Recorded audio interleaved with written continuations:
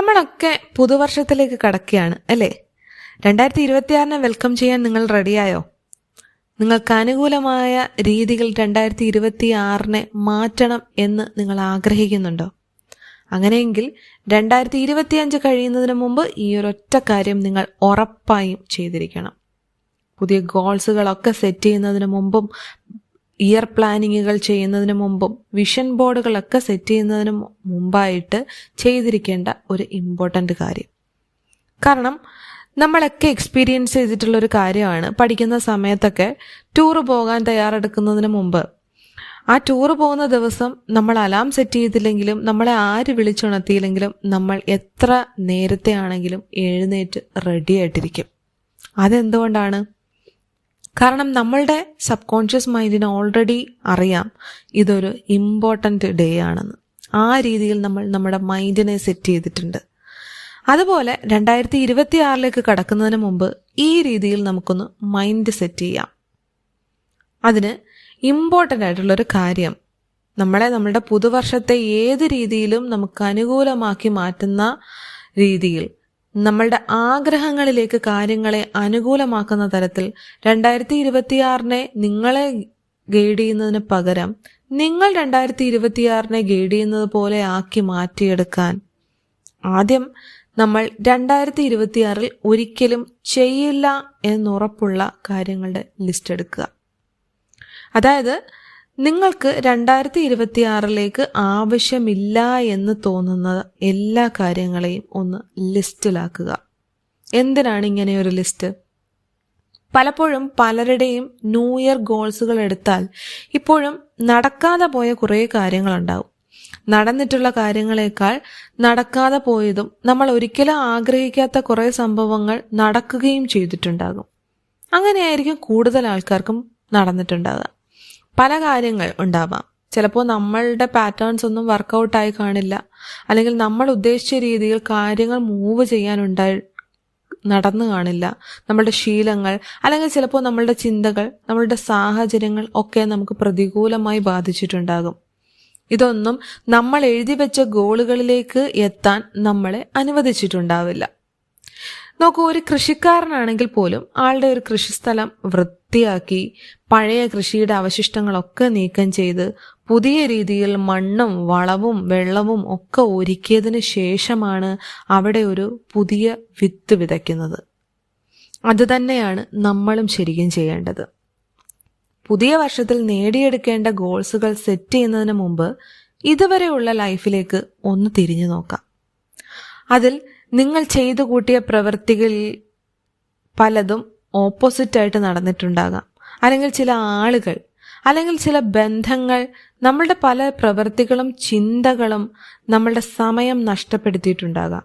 നമ്മളുടെ സമയവും ഊർജവും ഒരുപാട് ഉപയോഗപ്പെടുത്തുകയും എന്നാൽ ഒരു രീതിയിലും നമുക്ക് ഗുണമായി പോകാത്ത കാര്യങ്ങൾ, അല്ലെ, ഗുണമുണ്ടാക്കാത്ത കാര്യങ്ങൾ, എന്നാൽ തുടർന്ന് കൊണ്ടുപോയാൽ ഇനിയും കുഴപ്പങ്ങൾ തന്നെയാണ് ഉണ്ടാകുന്നത് എന്ന് നിങ്ങൾക്ക് തോന്നുന്ന എല്ലാ കാര്യങ്ങളെയും നിങ്ങൾ ആ ലിസ്റ്റിൽ ഉൾപ്പെടുത്തുക. നിങ്ങൾക്ക് ഒഴിവാക്കാൻ ബുദ്ധിമുട്ടുള്ളവയാണെങ്കിൽ കൂടിയും അതിനെ ലിസ്റ്റിൽ നിന്നും എഴുതാതിരിക്കരുത്. കാരണം നമുക്ക് വേണ്ടിയിട്ട് ചെയ്യുന്ന ഒരു കാര്യമാണ്. അതുകൊണ്ട് തന്നെ കഴിവതും 100% നമ്മളോട് ആത്മാർത്ഥമായിട്ട് എഴുതാൻ ശീലിക്കുക. ഈ ഒരു ലിസ്റ്റ് ഓരോരുത്തർക്കും വ്യക്തിപരമായിട്ട് ഒരുപാട് കാര്യങ്ങൾ എഴുതാൻ കാണും.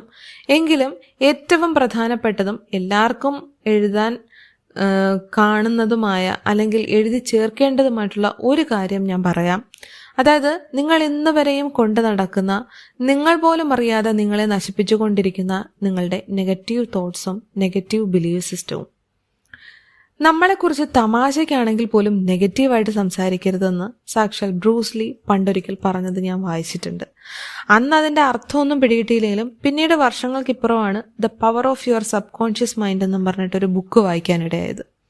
അതിനുശേഷമാണ് ശരിക്കും ആ വാക്കുകളുടെ ആഴം മനസ്സിലാക്കാൻ പറ്റിയതും.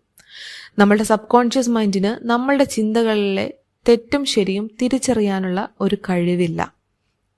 നമ്മൾ എന്താണോ റിപ്പീറ്റഡ് ആയിട്ട് പറയുന്നതും ചിന്തിക്കുന്നതും വിശ്വസിക്കുന്നതും അത് നമ്മളുടെ റിയാലിറ്റിയായി മാറും എന്നത്. 24 മണിക്കൂറും നമ്മളുടെ സബ് കോൺഷ്യസ് മൈൻഡ് നമ്മൾ പോലും അറിയാതെ നമ്മളെ ഒബ്സർവ് ചെയ്തുകൊണ്ടിരിക്കുകയാണ്. നമ്മൾ കാണുന്നതും കേൾക്കുന്നതും ചിന്തിക്കുന്നതും പ്രവർത്തിക്കുന്നതുമായിട്ടുള്ളതെല്ലാം. അങ്ങനെയുള്ളപ്പോൾ നമ്മൾ വലിയ വലിയ ഗോൾസുകൾ സെറ്റ് ചെയ്ത് സ്വപ്നങ്ങൾ നെയ്തുകൂട്ടി നടക്കുന്ന അതേ സമയം തന്നെ നമ്മൾ ചിന്തിക്കുന്നത് അതിന് നേരെ ഓപ്പോസിറ്റ് ആണെങ്കിലോ? ഇപ്പോൾ എനിക്ക് കഴിവില്ല, എനിക്ക് ഓർമ്മശക്തി നിൽക്കുന്നില്ല, അല്ലെങ്കിൽ എൻ്റെ കയ്യിൽ പണം നിൽക്കുന്നില്ല, എനിക്ക് എന്നും അസുഖമാണ്, ആരും എന്നെ സ്നേഹിക്കുന്നില്ല, അല്ലെങ്കിൽ എനിക്ക് എന്നും ടെൻഷനാണ്, ഇങ്ങനെയൊക്കെയാണ് നിങ്ങൾ ചിന്തിച്ചു കൂട്ടുന്നതെങ്കിൽ ഇതൊക്കെ തന്നെയേ ഇനിയും എക്സ്പീരിയൻസ് ചെയ്യാനും കഴിയുള്ളൂ. അപ്പോൾ ഈ കാര്യങ്ങൾ നിങ്ങൾ ഇപ്പോഴും ഹോൾഡ് ചെയ്യുന്നുണ്ടെങ്കിൽ അത് എഴുതി വയ്ക്കാൻ മറന്നു പോകരുത്. ഇങ്ങനെ ലിസ്റ്റ് ചെയ്യുന്നതിലൂടെ അവയെ നമ്മളുടെ മനസ്സിൽ നിന്നും ഒന്ന് റിലീസ് ചെയ്ത് വിടുകയാണ്. ഇങ്ങനെ നമ്മളുടെ ഉള്ളിൽ തിങ്ങി നിറഞ്ഞു നിൽക്കുന്ന നമുക്ക് ആവശ്യമില്ലാത്തതായിട്ടുള്ള എല്ലാ കാര്യങ്ങളെയും ആ പേപ്പറിലേക്ക് എഴുതി മാറ്റുക. ഇതിനെ എഴുതി മാറ്റുന്നതിനോടൊപ്പം അവയിൽ നിന്നും ബോധപൂർവം അകലം പാലിക്കാനും നമ്മൾ തയ്യാറാകണം. എങ്കിൽ മാത്രമേ ഫലമുണ്ടാവുകയുള്ളൂ. ഒപ്പം ഇത്രയും കാര്യങ്ങൾ എഴുതിയതിന് ശേഷം അതിൻ്റെ താഴെയായിട്ട് നിങ്ങൾക്ക് ഈ ഒരു കാര്യം കൂടെ എഴുതി ചേർക്കാം.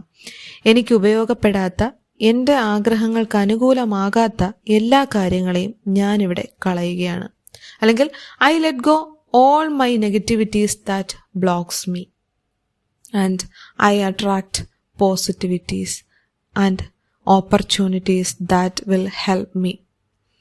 ഇങ്ങനെ എഴുതി വയ്ക്കാം. ഈ എഴുതിയ ലിസ്റ്റ് ഒന്നുകിൽ നിങ്ങൾക്കൊരു അവയർനെസ്സിന് വേണ്ടിയിട്ട്, അല്ലെങ്കിൽ ഇടയ്ക്കിടയ്ക്ക് നിങ്ങൾക്ക് നിങ്ങളെ തന്നെ ബോധ്യപ്പെടുത്താൻ ആവശ്യമെങ്കിൽ ഇത് നിങ്ങൾക്ക് സൂക്ഷിച്ചു വെക്കാം. അതല്ല, ഇതിനെ നിങ്ങൾക്ക് എന്നേക്കുമായിട്ട് നിങ്ങളുടെ ജീവിതത്തിൽ നിന്നും ഇത്തരം നെഗറ്റിവിറ്റീസിനെ ഒഴിവാക്കണം എന്ന ഒരു ഉദ്ദേശത്തോടു കൂടി ഈ എഴുതിയ പേപ്പർ നിങ്ങൾക്ക് കീറിക്കളഞ്ഞ് വേസ്റ്റ് ബിന്നിൽ ഇടുകയോ അതല്ലെങ്കിൽ ഇതൊക്കെയും കീറി ഫ്ലഷ് ഔട്ട് ചെയ്ത് കളയുകയോ ചെയ്യാം. ഇങ്ങനെ ഒന്ന് ചെയ്തു കഴിയുമ്പോഴേക്കും നമുക്ക് നമ്മളെ പൂർണ്ണമായും നമ്മൾക്ക് അനുകൂലമായ രീതിയിലേക്ക് നമ്മളുടെ ആഗ്രഹങ്ങളെ ചിറകടിച്ച് പറന്നുയരാൻ കഴിയുന്ന തരത്തിൽ നമ്മളുടെ മൈൻഡിനെ നമുക്കൊന്ന് സെറ്റ് ചെയ്ത് വയ്ക്കാം. അങ്ങനെ ആകുമ്പോൾ പുതുവർഷത്തെ വളരെ നല്ല ഒരു അപ്രോച്ചിൽ നമുക്ക് സമീപിക്കാം. നിങ്ങൾ റെഡിയാണെങ്കിൽ ഉറപ്പായും ഇന്ന് തന്നെ നിങ്ങൾ ഈ ഒരു കാര്യം ചെയ്യാം. ഒപ്പം വീഡിയോ ഇഷ്ടമായാൽ ലൈക്ക് ചെയ്യാനും ഇത് പ്രയോജനപ്പെടുന്നവർക്ക് ഷെയർ ചെയ്ത് കൊടുക്കാനും ചാനൽ ഒന്ന് സബ്സ്ക്രൈബ് ചെയ്ത് ഈ ഒരു പോസിറ്റീവ് ജേണിയിൽ ഒപ്പം കൂടാനും മറക്കരുത്. നിങ്ങൾക്ക് എല്ലാവർക്കും നല്ല ഒരു 2026 ഉണ്ടാകട്ടെ എന്ന് ആത്മാർത്ഥമായിട്ട് ആഗ്രഹിക്കുന്നു. And thank you so much. By.